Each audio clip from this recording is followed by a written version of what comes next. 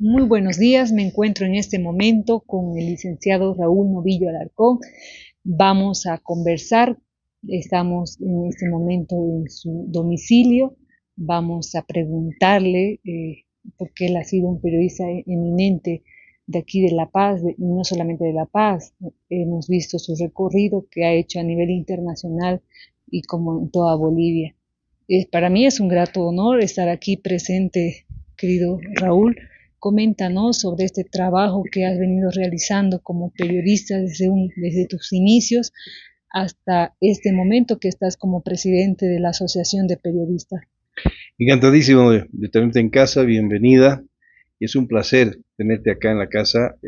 Sí, la actividad periodística la he realizado desde muy pequeño por un sentido de ambición, una pasión, un deseo de ser periodista, pero en esa época no habían escuelas en Bolivia, tuve que irme fuera para continuar mis estudios.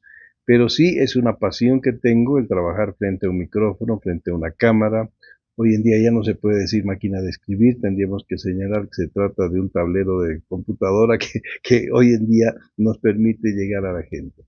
Empecé como un juego, a mis 12 años me he creado una pequeña radioemisora en mi casa con un transmisorcito inalámbrico que encontré en una tornamesa vieja y aquello adapté con una antena y salía a 5 cuadras a la redonda y jugaba radio.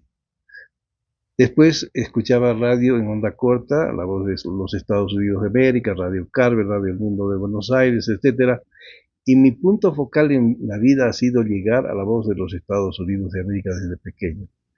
Luego aquello se produjo cuando estudiaba en los Estados Unidos, fui corresponsal de esa emisora en el noroeste de los Estados Unidos cuando ganaba Nixon las elecciones. Eso me abrió la puerta para ingresar a la radio más grande del mundo y después regresé a Bolivia, después de culminar mis estudios universitarios.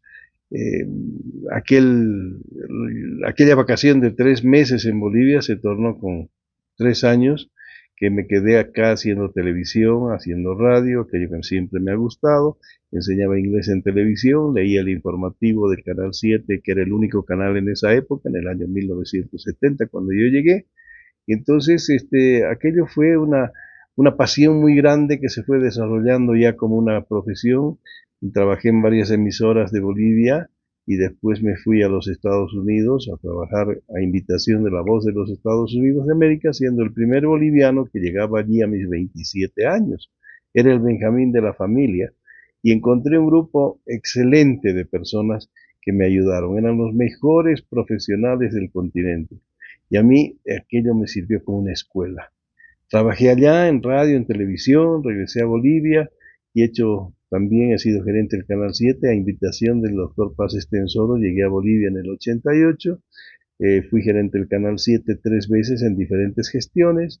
Mi misión era poner el satélite de Intelsat en Bolivia, lo logré y me quedé nomás, ya no he regresado a los Estados Unidos donde yo tenía un proyecto para trabajar como presentador de noticias en la CNN con $1,500,000 de sueldo al año, pero deseché aquello por regresar a mi país y la verdad es que no me arrepiento porque he tenido grandes satisfacciones aquí en Bolivia. Una de ellas ha sido poder estar con mi mamá que murió hace unos 5 meses atrás después de haber cumplido 101 años.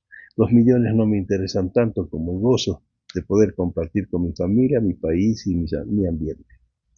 ¿Qué periodistas recordamos en esa época que han marcado hito dentro del periodismo en Bolivia? El periodismo en Bolivia en realidad se inicia en la radio en la década de los 20, pero con gente que le gustaba hacer radio y que le gustaba hacer televisión y porque no habían escuelas. La radio era un trabajo para alguien que le gustaba o que tenía buena voz, buena dicción y se presentaban en los diferentes programas de radio del país.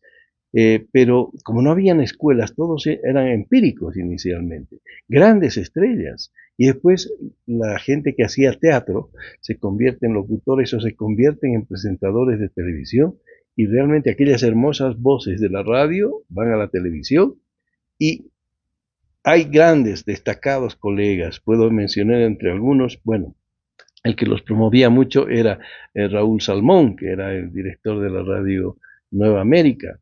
Y después tenemos gente que hacía teatro y radio, Edgar Ávila Campero, Lalo Lafaye, Freddy Flores Avilés, Cucho Vargas, Mario Castro, tantas figuras hermosas, lindas, El Santequera, Yolanda Cúncar, habían tantas personas que realmente brillaban en la pantalla plateada, blanco y negro de la televisión, y después aquello se convirtió ya en la televisión en colores y se han ido destacando muchas figuras, ¿no? Y son grandes baluartes de la televisión y de la radio en este país.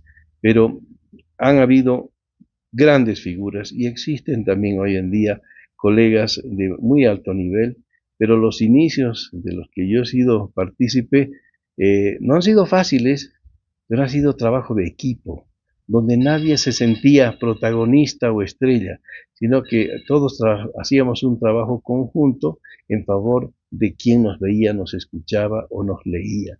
Pero no habían pues digamos, el protagonista que decía el mejor locutor o el mejor periodista, no. Trabajábamos en equipo y hacíamos aquello que nos gustaba. Podemos tal vez hacer un recorrido, ¿no?